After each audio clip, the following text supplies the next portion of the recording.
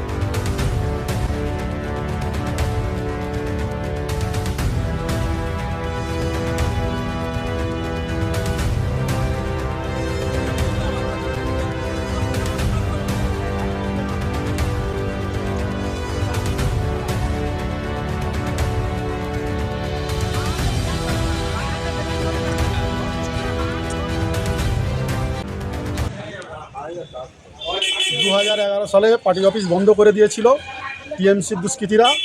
আমরা 2020 সালে খুলেছিলাম।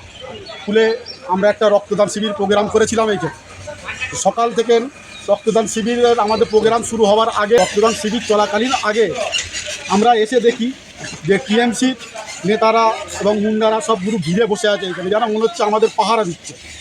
তারপরে আমাদের প্রোগ্রাম যখন চালু হলো, ঠিক বেলা 11টা থেকে 11:30, কিন্তু আমাদের নেতারা যখন বক্তব্য রাখছে, সেই বক্তব্যের মধ্যে দিয়ে ওদের কিছু দুষ্কৃতী সেই টাইমে এসে আমাদের মঞ্চে হামলা এবং রক্তদান শিবিরের ভেতরে ঢুকে যারা রক্ত দিচ্ছিল তাদেরকেও লাথি ফালি মেরেছে এবং রক্ত ডাব্বায়ও লাথি মেরে শট মেরে একদম সেতরে দিয়েছে। সব ভাঙচুরও করেছে। আমার গাড়িও ভেঙে দিয়েছিল টিএমসির দুষ্কৃতীরাই। তারপর থেকে আমাদের পার্টি অফিসটা বন্ধ ছিল। রাজীব ব্যানার্জি, অবশ্যই রাজীব ব্যানার্জির নেতৃত্বে আমরা লাল ঝান্ডা খাটালি। রাজীব ব্যানার্জির নেতৃত্বে বাঁকড়ার বুকে লাল ঝান্ডা উড়বে কেন? ওর নেতৃত্বেই সব কাজ হতো।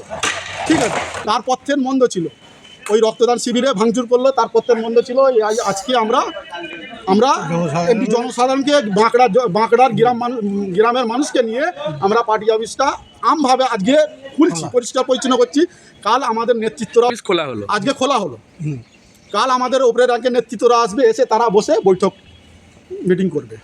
আমরা চাই শান্তি। সাধারণ মানুষের হক পাক।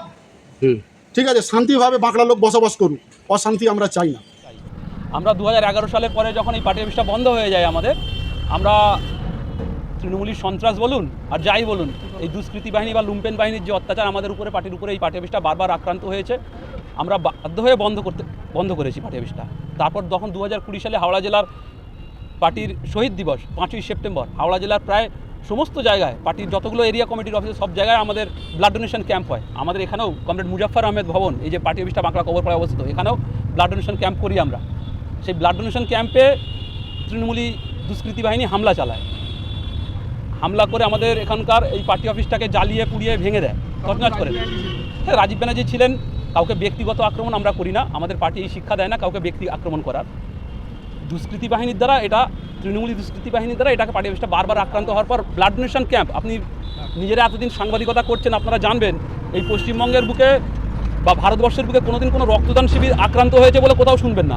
আমাদের এখানে বাঁকড়াতে এই রক্তদান শিবির আক্রমণ করেছে, ভেঙেছে। তারপরেই আমরা আমাদের পার্টি কর্মীরা বাধ্য হয়ে এই পার্টি অফিসটাকে বন্ধ রাখতে। আবার এখন সময় এসেছে, আমরা প্রতিবারই চেষ্টা করি ভোটের আগেও পার্টি অফিসটা এসেছি, খুলতে চেষ্টা করেছি।